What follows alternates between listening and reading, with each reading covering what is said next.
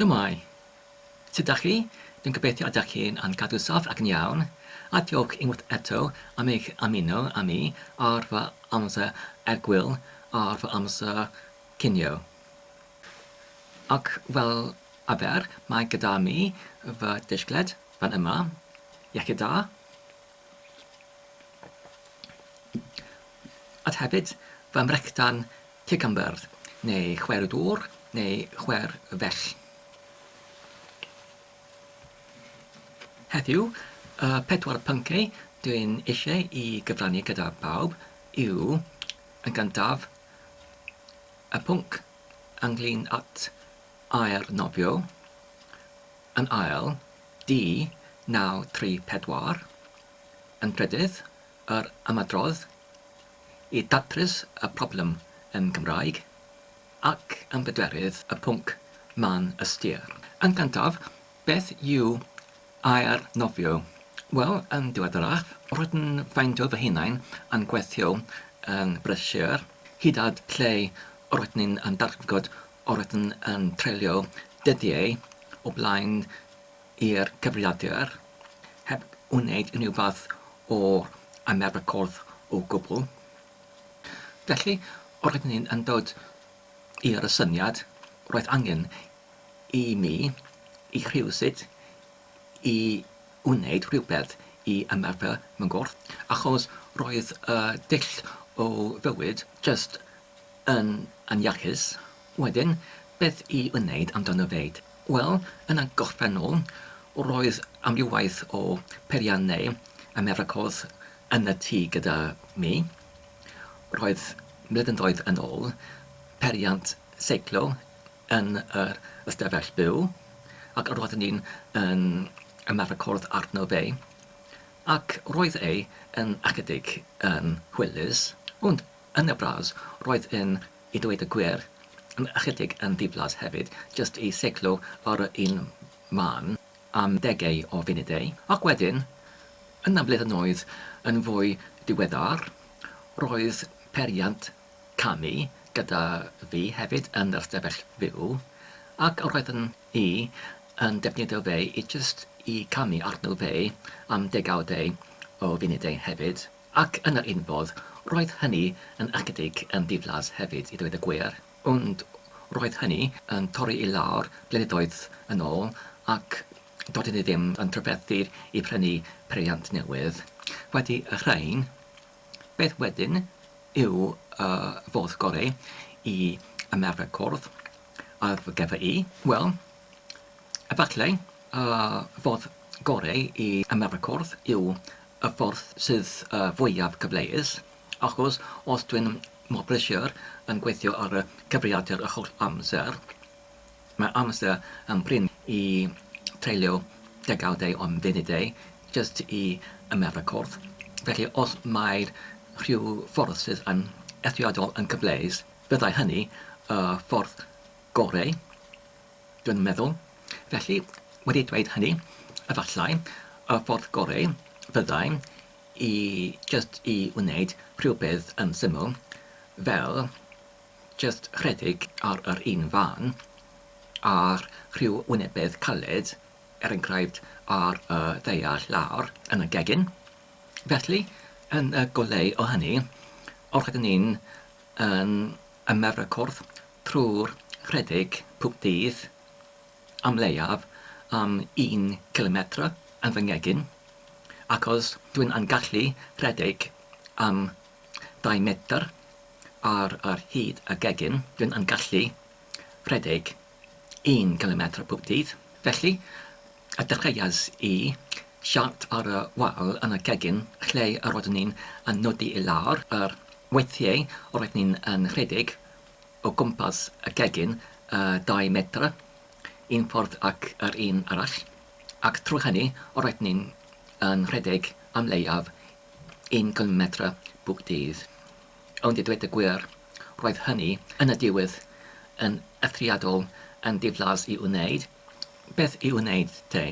I dod o hyd o'r ffordd gorau i ymarfercordd ar gyfer rhywun sydd yn brysio iawn y holl amser ar yr cyfrifiadur. Wel, yn y diwedd, roeddwn ni'n just yn ffeindio hunain, just yn rhedeg ar yr un fan yn y gegin am funudau, ac i dachwelyd i'r syniad lle mae'r gallau y ffordd gorau i ymarfer corff yw y ffordd y fwyaf gyfleus, efallai roedd hynny y ffordd gorau oherwydd roedd hynny y ffordd y mwyaf gyfleus i mi, just pan dwi'n yn cael fy egwyl, just i mynd i'r cegin ac just i rhedeg ar y un fan am funudau, pan enghraifft dwi'n yn achos ar gyfer tegell i berwi, just i rhedeg ar y un fan yn y gegin am 2 neu 3 o funudau. Mewn gwiryddedd roedd hynny yn ddiflas hefyd, ond nid cyn ddiflased ac i angen i ysgrifennu neu i nodi i lawr y weithiau dwi'n anrhedeg pob tro i rhedeg am lef am 1 kilometr pob dydd yn y gegin.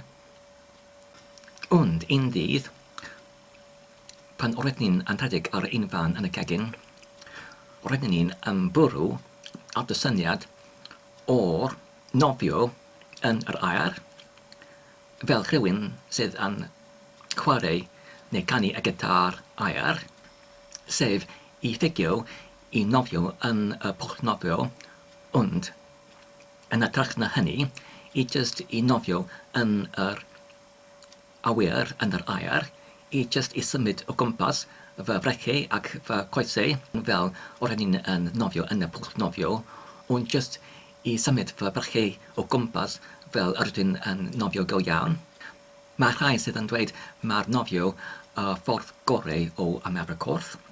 Os yw hynny, dwi'n gwneud hynny yn fy gegin, hyd angen i mynd i'r pwll nofio. Dwi'n just yn gallu gwneud yr un symudiadau gyda'r fy mrecau ac fy coesau. Ac wedyn, yn bellach, fyddwn ni'n yn dweud, mae hynny, sef air nofio, fy ffordd gorau o ymarfer corff, sef i ffigio y symudiad o'r nofio, ond yn ytrach na hynny, i just i rhedeg ar yr un fan ac i gwneud yr un symudiau, sef yr trawiad cefn, y trawiad fron, y pilipala, ac hefyd y dull grydd. Oherwydd, roeddwn ni'n yn nofio ers fy blandintod, mae'r fy cyhyrau yn aberwyd i'r symudiadau o'r nofio. Felly, pan dwi'n yn gwneud yr air nofio, mae hynny sydd yn amlyciadadwy, ac felly, yn pleserus ac yn fwynhawiadadwy i mi i wneud. Felly, dwi'n gallu dweud mae'r air nofio fy ffordd gorau yn bellach i ymarfer corff. Wel, ymlaen i'r pwnc nesaf, sef D934. Beth am gwmws yw D934? Wel, mae hynny y rhif gwaith penodwyd gan yr ysgolhaig cerddoriaeth gyda'r enw teulu Deutsch ar gyfer yr cerddoriaeth cyfansodwyd gan cyfansoddwr oddi wrth Awstria, Franz Schubert, gyda'r y teitl Ffantasia yn eich fwyaf. Dwi'n eisiau i cyflwyno y cerddoriaeth hwn oherwydd mae'r gwaith hwn un o'r gwaith gorau erioed cyfansodwyd gyda'r Franz Schubert, ac hefyd mae hwn un o'r cerddoriaeth gorau erioed yn y hanes y cerddoriaeth clasurol. Mae Franz Schubert un o fy hoff cyfansodwyr am degawdau, ac roeddwn ni'n yn gwrando am ei cerddoriaeth yn enwedig ei caneuon, ac hefyd ei pedwrawdau ar gyfer yr offrenau tant.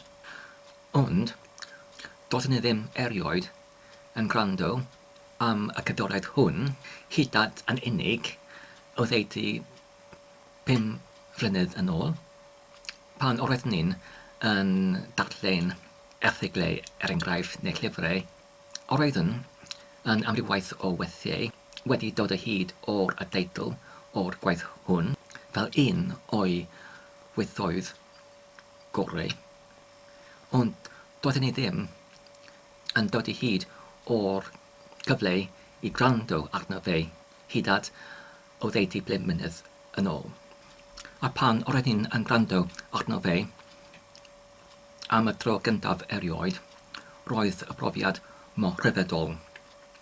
Roedd e'n dyddiad, fel heddiw, dyddiad gynnes yn y gwanwyn hwyr gyda'r helwyn, ac roedd yr cerddoriaeth mor addas ar gyfer diwrnod fel yr hwn yma. Mewn gwirionedd, mae'n ein sonata ar gyfer violin a piano, ond mae'r symudiadau yn cael eu cysylltiwyd gyda ei gilydd i ffurfio un symudiad o gerddoriaeth, ond fel y sonata arferol, mae'n dechrau gyda symudiad sydd yn cymharol yn cyflym, ac yn y canol mae'r tramwyfa sydd yn araf, ac yn yr rhan olaf mae'r symudiad sydd yn cymharol yn fwy cyflym. I grynhoi, i mi, mae'r cerddoriaeth fel y profiad i dringo i fyny mynydd. Yn fy nychmygiad, yn y dechreuad, mae'n debyg fel mae y dringwr yn edrych i fyny y wyneb y mynydd ac yn canfu at niwl neu talch. Mae'n debyg mae'r mynydd yn eithriadol yn uchel, ac hefyd mae'r golygfa yn aneglir oherwydd talch neu tarth neu niwl, ond mae'r dringwr yn parhau i dringo i fyny y mynydd. Ac yn y fodd hon, mae'r cyntaf rhanbarth yn parhau gyda alawon yn eithriadol yn wych, achos mae'r Franz Schubert yn meistr o yr alaw yn dydy, gyda'r helaethrwydd o ganeuon roedd yn neu wedi ei cyfansodwyd yn dydy. Ac yn yr rhanbarth canol, o'r ddiwedd, mae'n debyg mae'r niwl neu talch neu tarth yn clero, ac o'r diwedd mae'r haul yn disglerio uwchben yr olygfa eithriadol yn hyfryd. Yn fy nychmygiad, mae'n debyg mae'r dringwr yn ynadlu gyda rhyfedd pan mae'n yn canfu yr olygfa sydd yn ei flaen. Ac wedyn yn y symudiad neu rhanbarth olaf neu trydydd, mae'n debyg mae'r temlad o cyffroester yn codi yn debyg enghraifft i'r efallai y gwynt yn codi yn cryfder i gwneud rhyw fath o gyffroes yn yr awyr. Y darganfuesu y cerddoriaeth hwn am y tro gyntaf pan oeddwn ni'n just yn pori trwy'r fideoedd ar YouTube ar gyfer sonata violin gan Franz Schubert. A thrwy hynny, roeddwn ni'n dod o hyd o'r perfformiad gyda'r violonydd oedd Korea y Day, gyda'r enw Hyuk-ju Kwon. Ac pan dwi'n yn wylio ar fideo hwn, dwi'n dal yn meddwl mae'r perfformiad hwn yma un o'r gorau ar YouTube. Ar y diwedd y fideo hwn, fi'n mynd i gosod y gysylltiad i'r fideo hynny, ond hefyd i'r perfformiadau eraill yn cynnwys yr un gyda'r fy hoff pianydd a violinydd, sef Rudolf Serkin ac Adolf Busch. Dwi'n gobeithio y fyddwch chi yn fwynhau. Ymlaen i'r trydydd pwnc, sef yr ymadrodd i datrys y broblem yn Gymraeg. Yn y fideoedd diweddaraf, rydyn ni yn sonio am y rhesymau pam ydw i'n llithro yn ôl i'r iaith Saesnig pan dwi'n yn trio i meddyliau o'r rhwth amser yn Gymraeg. Un o'r rhesymau yw pan dwi'n yn sydyn yn dod o hyd o rhywbeth sydd yn achosi fi rhyw fath o syndod. Mae'n just yn fwy cyfleus i mi i ymateb yn Saesnig. Ond, yn diweddaraf, dwi'n wedi darganfod hefyd rheswm arall pam dwi'n llithro yn ôl i'r Saesnig yw pan dwi'n eisiau i datrys rhyw fath o problem sydd yn pwysig oherwydd y pwysigwyrth o'r problem ac oherwydd y prinder o amser roedd yn mor cyfleus i mi i droi i meddwl sut i datrys y problem yn Saesnig yn hytrach nag yn Gymraeg, ond dwi'n gwneud hynny yn aml yn anwybyddus, ond os dwi'n yn ymarfer yr ymadrodd i datrys y problem yn Gymraeg ar fy wefusau digon aml o weithiau gyda'r ymadrodd hwn ar fy wefusau, os dwi'n yn eisiau i datrys rhyw problem, dwi'n yn gallu dweud i fy hunain i datrys y problem yn Gymraeg ac wedyn i barhau i datrys y problem yn y gyfrwng o'r iaith Gymraeg. Byddai hynny yn fy gadw i datrys y problem yn Gymraeg ac i barhau i meddwl yr holl amser yn yr iaith. Ac dwi'n meddwl mae'r hwn yma y llinell wahanu rhwng yr siaradwr sydd yn dysgu y iaith ac hefyd y siaradwr sydd yn siarad yr iaith. Achos gyda'r dysgwr yr iaith, mae angen gyda nhw i troi yn ôl i'r ei mamiaith i datrys rhyw problem sydd yn bwysig oherwydd y diffyg efallai o gerfa neu gwybodaeth o'r ramadeg, ond gyda'r siaradwr sydd yn rhugl neu bron rhugl, mae'n holl bwysig i pob amser i datrys pob problem yn yr iaith. Ac hefyd, dyna byddai y ffordd gorau i gwellhau fy safon yn yr iaith hefyd, oherwydd byddai yr iaith yn dod rhywbeth sydd yn pwysig ac yn dod rhyw offeren dwi'n angen i ddefnyddio pob dydd, pob amser i datrys rhywbeth. Felly, mae'r arwyddocad o'r iaith yn dod yn fwy pwysig i mi fel yr iaith dyddiol i ddefnyddio ar gyfer rhesymau pwysig go iawn. Ymlaen i'r pwnc olaf sef yr man ystyr. Beth yn gwmws yw y man ystyr? Wel, dwi'n meddwl mae'r hwn yma rhywbeth arall sydd yn y llinell gwahanu rhwng y siaradwr sydd yn dysgu'r iaith ac y siaradwr sydd yn siarad y iaith go iawn. Yn y fideo diweddarach, roedd ni yn sonio am y bathion ystyr, sef i ymdrin ac pob un gair fel bath sydd yn cynnwys yr dychmygiad neu darlun fel ei gwerth. Wel, felly, seiliedig am hynny, mae'r man ystyr yr eliw neu man demlad sydd yn pob gair, ond felly os mae'r dysgwr yr iaith yn deall yr ystyr o bob gair, mae'r siaradwr go iawn o'r iaith nid yn unig yn deall yr ystyr o bob gair, ond hefyd yn deall yr eliw ac hefyd y man ystyr sydd yn bodoli am pob gair. Beth yn gwmws felly yw'r man ystyr? Wel, os dwi'n dweud yr brawddeg, mae'r cinio yn cael ei paratoi yn y cegin, ac wedyn, os dwi'n yn dweud, mae'r ffion yn yr ardd, ond mae'r tegwyn yn y cegin. Os dwi'n yn gwrando yn fanwl am y geiriau yn y brawddeg ond mae'r tegwyn yn y cegin sydd gyda nhw yr acen sef y geiriau ond ac hefyd cegin,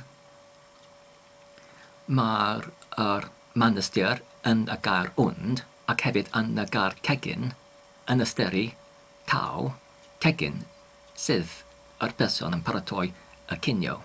Os dwi'n yn dilyn enghraifft rhyw stori neu rhyw drama, yn yr sgwrs yn y drama, oherwydd mae stori yn y cymeriadau, enghraifft yn y operau sebon, mae'r yn pob sgwrs man ystyr yn y geiriau, oherwydd mae hynny yn naturiol, achos pan mae pobl yn sgwrsio gyda ei gilydd, mae'r cynnwysiad o'r sgwrs nid yn unig yn cynnwys yr ystyriau arwyneb, ond hefyd, oherwydd mae'r storiau yn fwy dwfn gyda'r pob un ohonom ni, mae'r hefyd yn pob sgwrs ychydig o man ystyr hefyd. Hefyd, pan rydyn ni'n yn darllen rhyw erthygl neu rhyw nofel, oherwydd mae'r stori sydd yn dod cyn y tramwyfa ac hefyd mae'r stori neu mater sydd yn dod wedi y tramwyfa, mae'r holl erthygl neu nofel neu stori yn gysylltu gyda ei gilydd ac felly mae'r yn pob un brawddeg man ystyr hefyd sydd yn gysylltu y brawddeg gyda'r neges yn bras yn y erthygl neu y stori neu y nofel. Felly, pan dwi'n yn darllen rhyw nofel neu erthygl neu stori neu gwrando ar rhywbeth yn yr iaith, dwi'n trio hefyd i geisio i deall man ystyriau hefyd yn y geiriau. A dyna ni, rydyn ni cyrraedd at y diwedd o'r fideo hwn. Pwy felly yw y darllenydd o'r darllen hwn yma? Wel, mae'n hi'n darllenyddus oedd o'r Hwngari. Mae ei henw hi Valeria Dennes ac roedd hi'n yn byw rhwng y blwyddyn 1877 i 1915. Diolch yn fawr am eich gwylio am y fideo hwn. Dwi'n gobeithio ydych chi'n wedi mwynhau. Tan y tro nesaf, hwyl.